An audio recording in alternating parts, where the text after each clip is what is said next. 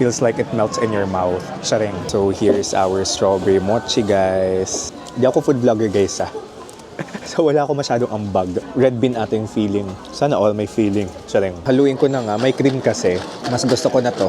Mas creamy. Bili tayo ng salmon fries. Di sila nag-a-accept ng card dito. Just make sure to bring cash. Mura na pala itong salmon fries natin. Like, nasa 271 pesos lang yan. Pag-search nyo what to do in Kyoto, yung food trip sa Nishiki Market, ang isa sa mga i-reco sa inyo. Grabe yung cherry blossoms dito. Grabe ka na talaga, Kyoto. Sharing. Hello guys! Konnichiwa! Kumusta kayong lahat? This is Dave, the Kuripo Traveler. At nandito tayo ngayon sa Kyoto, Japan! So this is our second day in Kyoto. Second and last talaga. Last day. Pupunta tayo ngayon sa Nishiki. Nishiki? Paano ba pronunciation? Nishiki. Basta Nishiki Market. So that's a 400-year-old na market dito sa Kyoto na sikat na doon daw nag-originate yung maraming Kyoto food sa Nishiki Market. Kung kayo daw ay naghahanap ng budget na food trip, then Nishiki Market is the key. Wow, ito may ano dito. Yan ata yung shrine, Yasaka Shrine. Ang dami ditong nakakimono, tulad ni ate na nakita nyo. Damang-dama ko talaga na nasa Japan ako while I'm in Kyoto. Kasi lalo na kagabi, naglakad-lakad tayo sa may Gion area. Nakita yung Yasaka Pagoda. Talagang na-preserve nila yung historical feels nung area. Yung itsura ng bahay, mga luma. Ang ganda. Well-lit, illuminated yung pagoda. Yung Kyoto is the cultural capital of Japan. Kung gusto nyo talaga ng very Japanese experience, immersive experience, Kyoto talaga. Galing tayong Tokyo, then tomorrow, Osaka. Osaka tayo.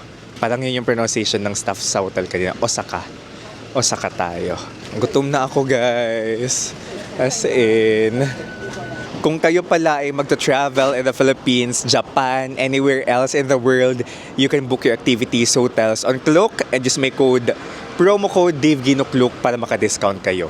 Kung magbubook naman kayo ng hotel sa Agoda, you can use my code DaveAgoda para maka-discount din kayo. Comment ko sa baba yung mga binook natin sa Japan trip na ito. Oh my gosh, matcha. Balita ko may matcha ice cream sa Nishiki.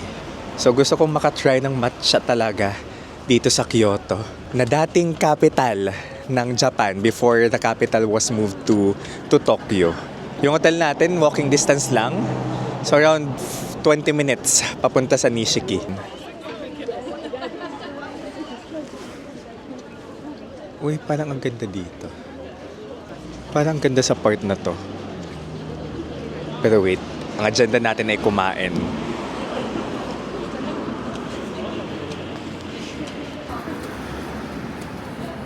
Daming shops ng mga pampasalubong. Dami ding restaurant sa area na to.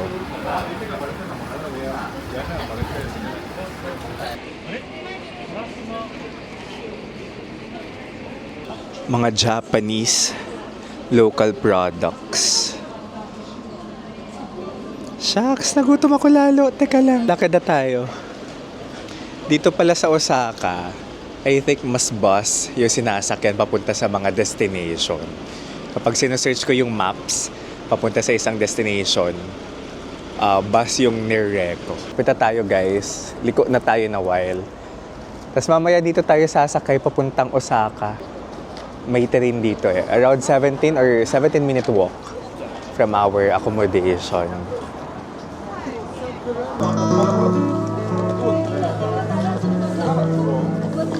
May nagbabusking and naka-traditional Japanese outfit siya.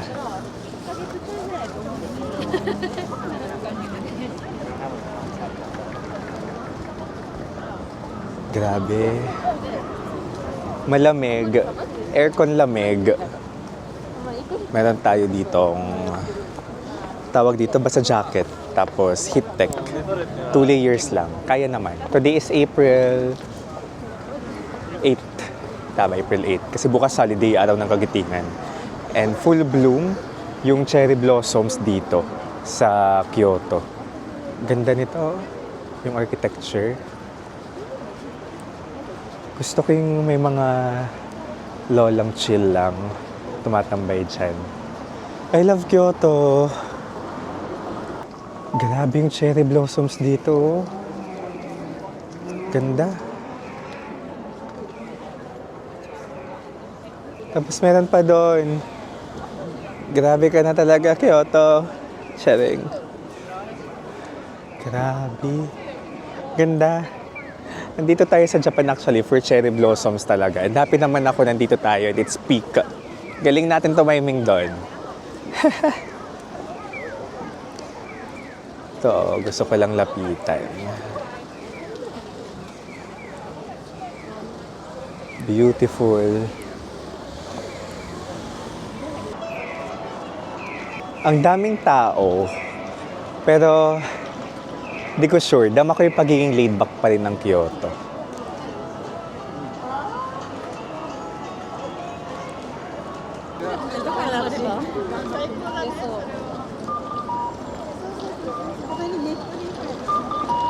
Five minutes left. Kunti na lang. Kakain na tayo. Ay, isa din sa mga gusto kong ginagawa talaga kapag ng ibang bansa ay kumain sa mga traditional market. Kasi feeling ko yun yung authentic. Authentic? Define authentic. Pero authentic local food. Diba? And mas mura siya. Naku, medyo sinisipon tayo kasi late na tayo umuwi kagabi. Sa sobrang ganda ng Kyoto, naglakad-lakad pa tayo. Almost 12 na tayo nakauwi kagabi. Google Maps lang pala gamit natin, okay? Google Maps is key. Pati sa transportation, Google Maps.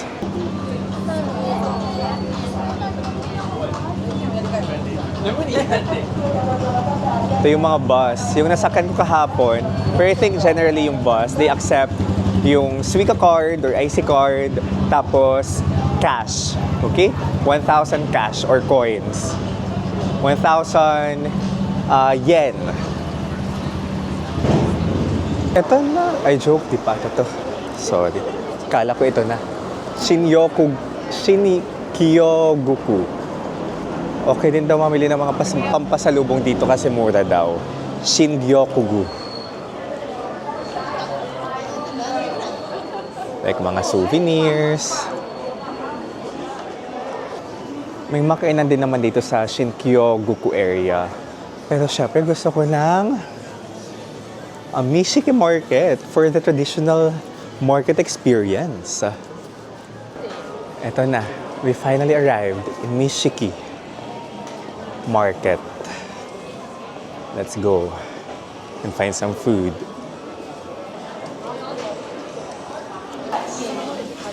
May wagyu sila dito, nasa 900 yen. So around 389 pesos. Okay na rin, no? Kasi ito, Big King Crab.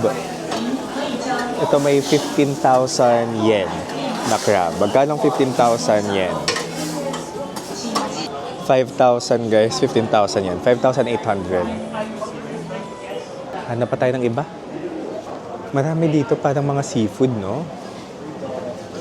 Mga crab meat, scallops, shrimp. Ito pa. Pasikip ng pasikip.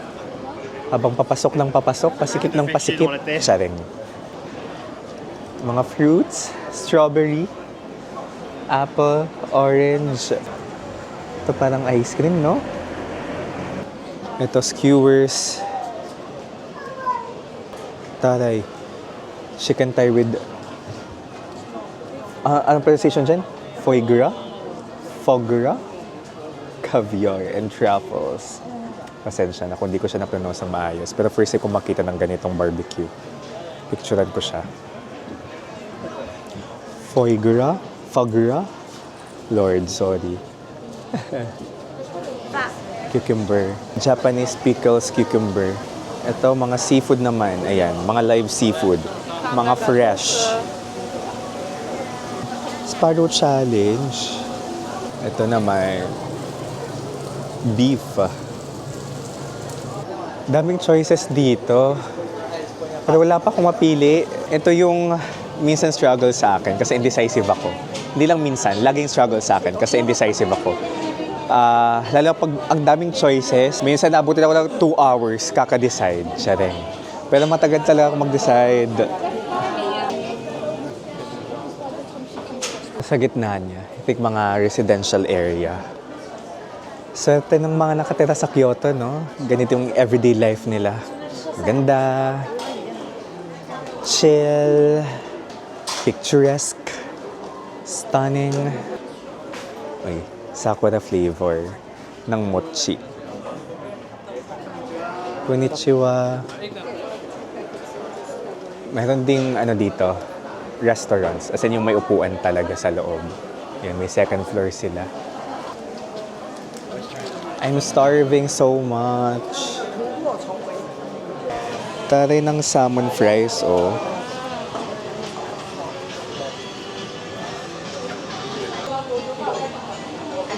Yakitori fried chicken.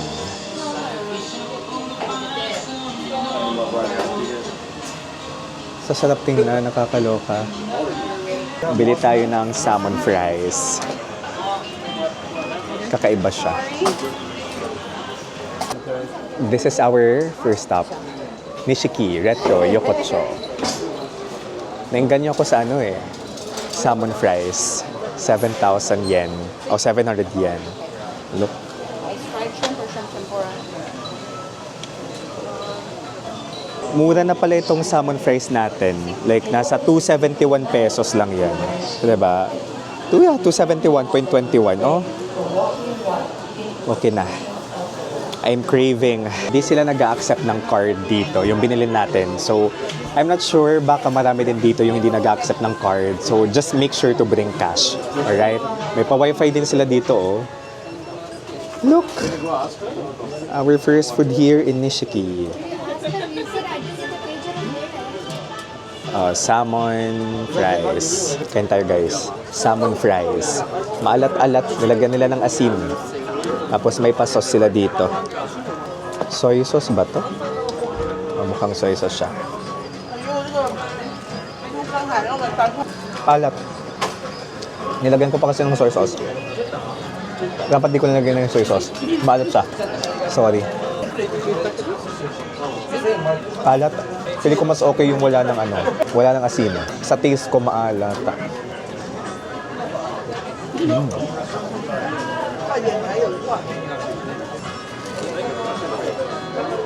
Pero in fair, salmon for 200 pesos plus. Definitely mas mura dito kaysa sa Myeongdong ng Korea. Nakapag-Korea na ba kayo at Myeongdong? Iba medyo mahal sa Myeongdong. But I think the salmon itself, masarap siya. May asin lang talaga. Kailangan ko ng manamis this time.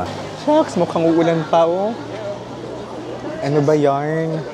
Fried chicken. Oh, ito, mura. 700. Fried chicken breast. The same, 200 plus. Chicken breast na siya. Ito, mura din. Parang Korean style to, no? Yung mga Korean style na chicken. Yangnyeom.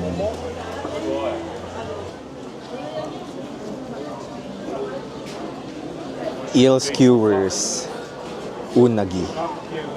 Ito yung sinasabi ng friend nating si Yuya, na Japanese colleague natin. Kumain daw ba ako ng eel? Yes, pero sa Korea. May cafe dito na cool yung aesthetics. Parang drawing, oh. 2D tea room. Ang daming ganito. Ito daw yung mga dapat yung kainin habang nasa Nishiki. Itong mga deep fried na food. Gusto ko ng matamis. Kung may matcha, better. Favorite ko kasi yung matcha. Kayo ba? Yung iba kasi sabi nila lasang dahon, so di nila bet. Ako, gusto ko yung lasa ng matcha. Tapos may illusion ako na healthy siya. Charing. Kasi matcha.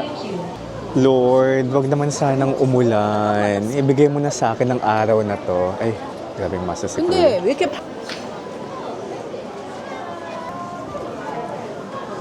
Takoyaki. Ay, ito may matcha. Matcha cafe.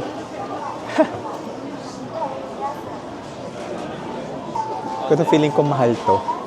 Feeling ko lang naman. Kasi mukhang pang-premium yung itsura dito. Gusto ko yung mga street food lang yung vibe. Ito kasi parang social. Minsan, ramdam nyo rin yun eh, kung feeling nyo mahal. Ay, pero okay na. Wait lang. Sugar free. May matcha latte silang sugar free. 459 yen. Ito yung mga products sila dito. Everything matcha. Mochi, matcha, pastries na matcha, macaron na matcha. Sige na nga, bili na nga tayo ng matcha ice cream. Mukhang pinipilahan siya. Gusto ko ng premium.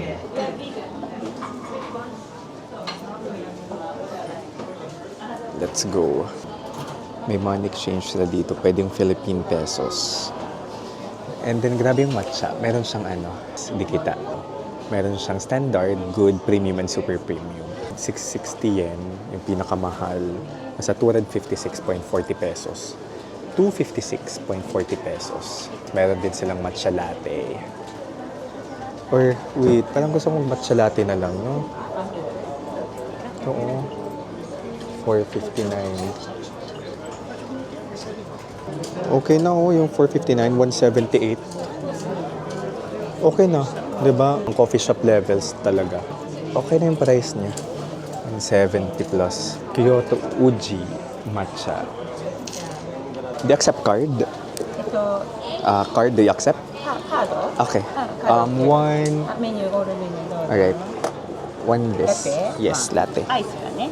Ice. メニューね。カードと Thank you. Sibang pala yung gamit natin. サインプリーズね。 Okay. はい、レシートでドリンクジャストモーメントプリーズね。 Thank you. Naglatte na tayo kasi nauhaw ako. Medyo salty talaga yung kanina. Yung kinain natin kanina. So I think kailangan ko ng panulak. Ayun, ginagawa niya. Shucks, mukhang ang sarap. Ayun o.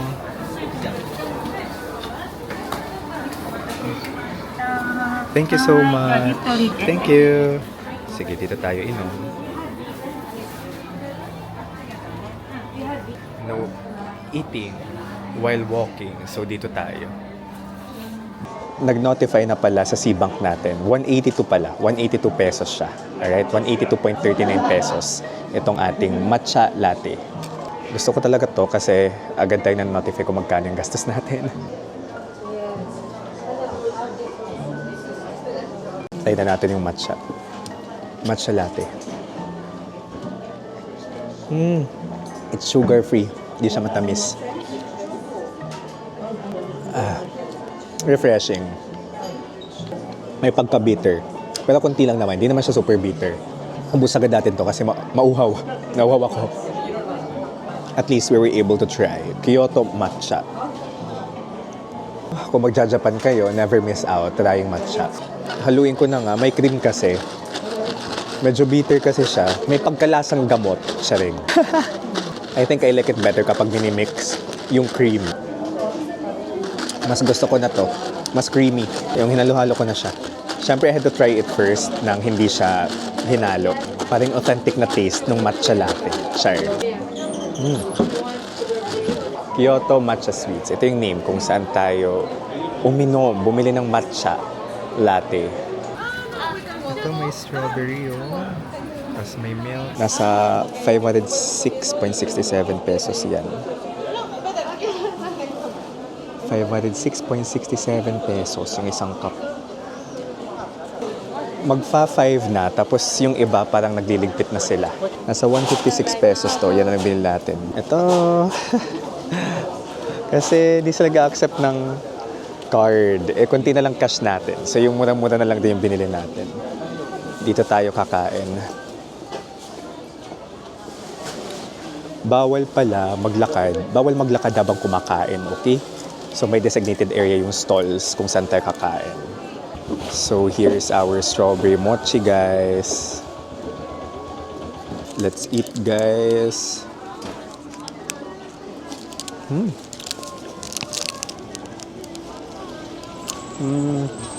May puti-puti. Eating mochi in Japan, it's an experience. Di ako food vlogger guys So wala ako masyadong ambag sa lasa, sa texture. May feeling siya. Red bean ating feeling. Sana all may feeling. Charing. Masarap ang feeling. Limited yung vocabulary ko guys sa food. I love it. Yung strawberry maasim-asim. Chill lang tayo dito. Medyo busog na ako guys. Ano pa kaya pwede nating makain dito?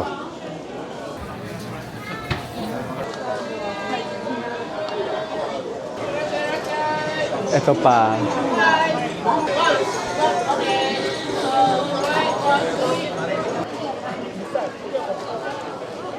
Puro socks. Na tindahan. Ito, 584 yung small ng Wagyu. Parang gusto ko. One small. One small? Yeah. This is the small one. 1,500 Yeah. please. I'll pay via card. Ito nang last natin kainin. Wagyu. Ano ibig sabihin ng A5 rank? Hindi ko sure. As a non-cultured.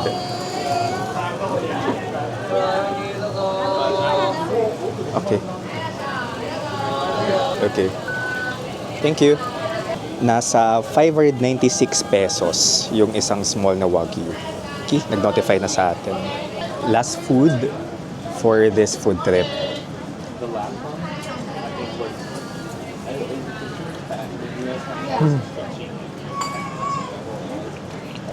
Feels like it melts in your mouth. Sharing.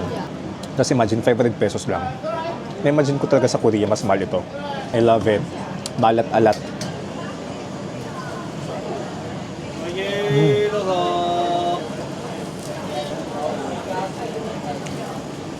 May konting taba-taba.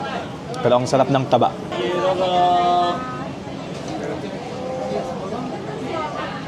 Last piece. Ito.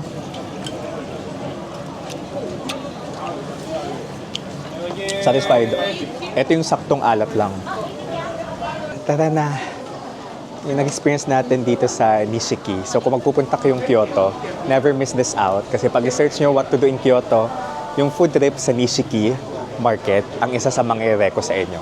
Tapos ang saya kasi malapit lang sa accommodation natin, diba? So, 20-minute walk. Pero okay na, hindi sobrang layo. Nakapag-exercise pa tayo.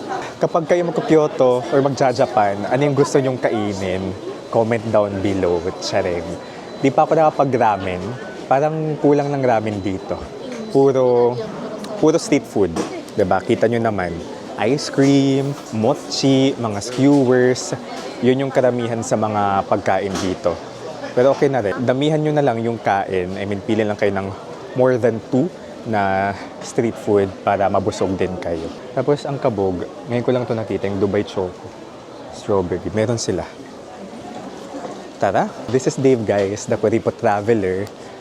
My heart is full. My stomach is full. Let's live our best lives. Bye-bye!